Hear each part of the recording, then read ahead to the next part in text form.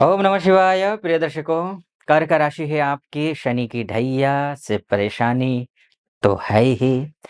और पिछले दिनों आपका जो कर्मेश है, यानी कि जो आप काम करते हैं, वो ग्रह अंगारक योग बनाया हुआ था। अंगारक योग में टेंशन अधिक होता है, काम कम बनते हैं, तो वो समस्या थी ही। इसके साथ साथ में गुरु अस्त यानी कि भाग्येश आपका अस्त था। तो जब भाग्य ही अस्त हो तो क्या किया जा सकता है। लेकिन 4 जून से लेकर के आपका भाग्योदय हो रहा है। 4 जून से लेकर 14 जून तक की मैं कुंडली का विश्लेषण करूंगा। बहुत कुछ होने वाला है, अद्भुत ही होगा, बहुत अच्छा होगा। क्या कुछ होगा डिटेल में मैं बताऊंगा। एक और बात है, 6 जून को शनि जयंती भी है और आपके लिए शनि बहुत मायने रखते हैं, बहुत मायने रखते हैं। अगर विशेषकर अगर आप हार्ड वर्क करते हैं लेकिन श्रेय नहीं मिल पा रहा है, काम बन नहीं रहे हैं, तो आप समझ लीजिए निकम्मों के लिए तो शनि कोई लाभदायक नहीं है, क्योंकि शनि जो होता है कर्म फलदाता होते हैं, न्यायाधीश ग्रह होते हैं। अगर मेहनती हैं आप लेकिन फिर भी रिजल्ट नहीं आ रहा है, तो शनि जयंती के दिन आप विशेष उपासना कीजिएगा। क्या मंत्र बोलना है, कैसे करना है, ये मैं आपको बताऊंगा। पूरा वीडियो सुनिए पहले।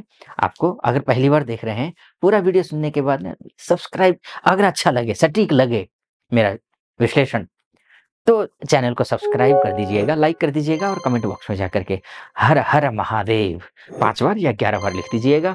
अगर सोशल मीडिया पर हैं, फेसबुक और इंस्टाग्राम पर हैं, तो आप सहयोग करने की करिए, क्योंकि मैं नया हूँ उसमें। और नीचे डिस्क्रिप्शन में फेसबुक और इंस्टाग्राम का लिंक होगा, और उस पर क्लिक करके फेसबुक इंस्टा को आप फॉलो कर दीजिएगा, लाइक और कमेंट कर दीजिएगा वहां जाकर के भी। और साथ में अगर आप फेसबुक और इंस्टाग्राम के माध्यम से ही मुझे देख रहे हैं, तो आपको तो करना ही करना है, करिएगा, सहयोग की अपेक्षा है। फॉलो, लाइक और कमेंट कर दीजिएगा। कमेंट में वही हर हर महादेव लिखिएगा, या फिर जो मनोभाव है वो व्यक्त कर दीजिएगा। चलिए आते हैं विषय पर। तो आपके लिए ये जो 4 जून से लेकर के 14 जून के बीच का जो समय है, वो सचमुच में अद्भुत है। क्यों? सबसे पहले मैं शनि का करना क्या है वो मैं आपको बता देता हूँ। आपका शनि कौन है? शनि आपका व्यावसायिक ग्रह है, शनि दाम्पत्य जीवन का ग्रह है, शनि विदेश मामले को देखता है। अगर आप विदेश में रह रहे हैं या रह रही हैं, तो अगर संघर्ष कर रही हैं तो अच्छा है शनि के लिए। अगर विदेश जाना चाहते हैं या चाहती हैं किसी भी वीज़ा के तहत, तो भी अच्छा है। शनि की स्थिति बहुत अच्छी दिखाई दे रही है। लेकिन शनि आपके लग्न कुंडली में अगर खराब होगा, लग्न कुंडली अर्थात date of birth, time of birth और प्लेस ऑफ बर्थ के हिसाब से जो आपकी कुंडली बनी होती है, उस कुंडली में शनि अगर खराब स्थिति में हो, तो आपको अच्छा रिजल्ट नहीं मिल रहा है। खूब मेहनत कर रहे हैं आप, लेकिन मेहनताना के तौर पर, यानी कि पारिश्रमिक के तौर पर आपको जीरो, कुछ नहीं हासिल हो रहा है।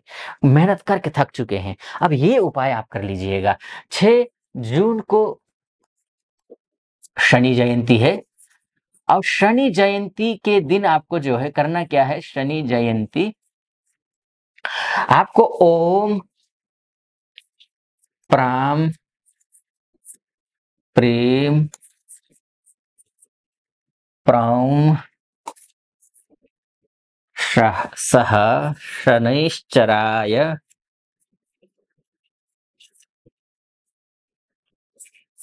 नमः,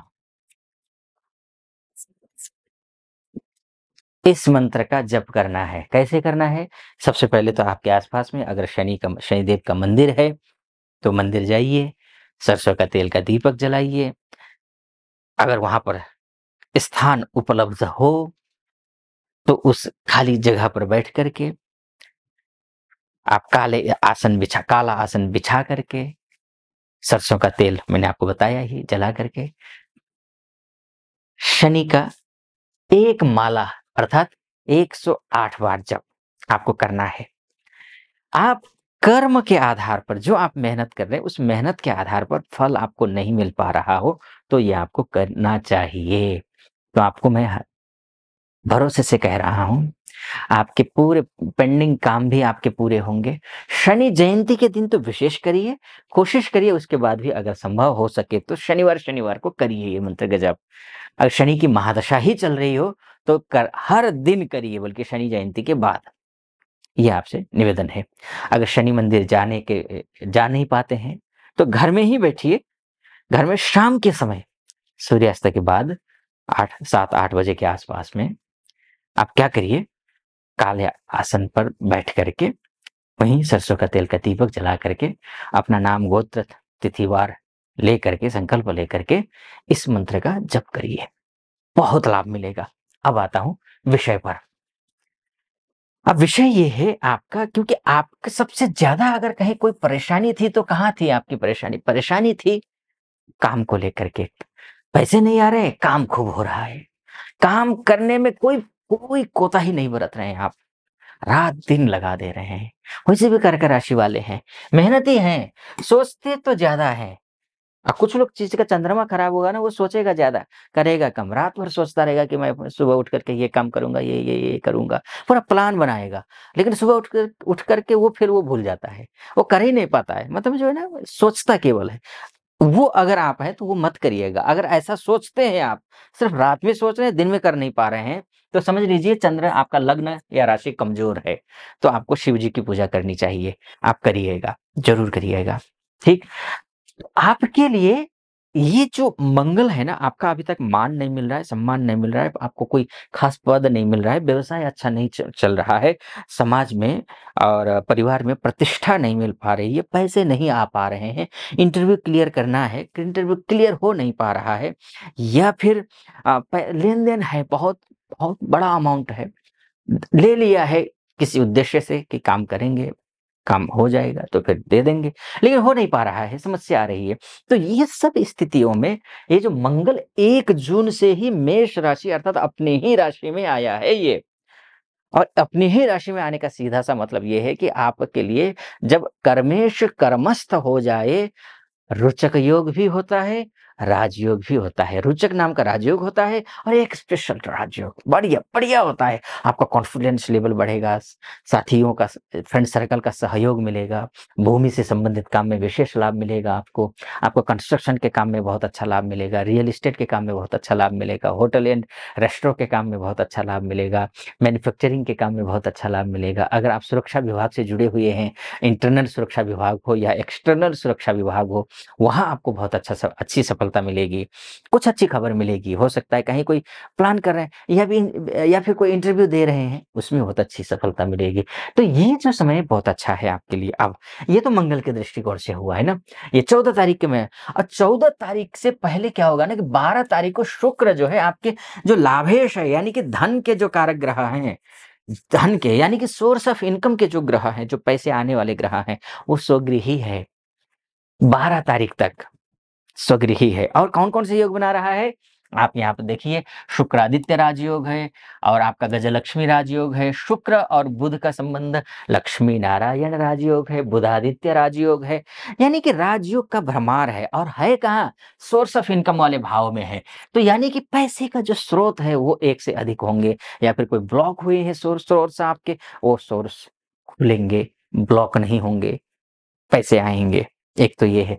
और लेकिन 12 तारीख के बाद ये ग्रह यहाँ जाएगा, द्वादशस्थ हो जाएगा। अन्य ग्रहों का द्वादशस्थ होना शुभ नहीं होता है, लेकिन शुक्र का दिघाधिपति बलि हो जाता है वहाँ गोचर करने से, द्वादश में गोचर करने से। तो आपके लिए उसके बाद भी ठीक है, लेकिन मैं उसको लेकर के 14 तारीख के 14 तारीख के बाद से लेकर के लास्ट तक महीने के क्या होगा, इसको लेकर के अलग से वीडियो बनाऊँगा। आप सब्सक्राइब कर दीजिएगा और ताकि नोटिफ़िकेशन भी आ जाएगा आपके पास में, बेल आइकन को भी दबा दीजिएगा, नोटिफ़िकेशन आए आपके पास इसलिए। तो आपके लिए क्या है कि 14 तारीख तक, मैं इसलिए बोल रहा हूँ 14 तारीख को जो है सूर्य भी गोचर करेगा इधर और बुध भी गोचर करेगा इधर। तो होगा क्या? तो आपको जो है 14 तारीख तक राजयोग खासकर बने हुए हैं, तो जो भी काम निपटाना हो 14 तारीख तक में निपटाइए, अच्छा रहेगा। इस वीडियो को यहीं पर बहुत ज़्यादा डिटेल में ना जाते हुए यहीं पर समाप्त करता हूँ। अगर ज्योतिष से संबंधित या फिर अपनी कुंडली दिखाना चाहते हैं, तो नीचे नंबर है, उस नंबर पे कॉल कीजिए, अपॉइंटमेंट ले लीजिए और निर्धारित तिथि पर आपकी कुंडली का विश्लेषण करेंगे। कैसा लगा आपको? सटीक लगा हो, चैनल को सब्सक्राइब, लाइक और कमेंट बॉक्स में जाकर के हर हर महादेव ज़रूर लिख दीजिएगा, अगर यूट्यूब के माध्यम से देख रहे हैं तो। अगर फेसबुक के माध्यम से देख रहे हैं तो फॉलो, लाइक, कमेंट कर दीजिएगा। कमेंट में आपको वही हर हर महादेव लिखना है। फिलहाल अनुमति दीजिए। ओम नमः शिवाय।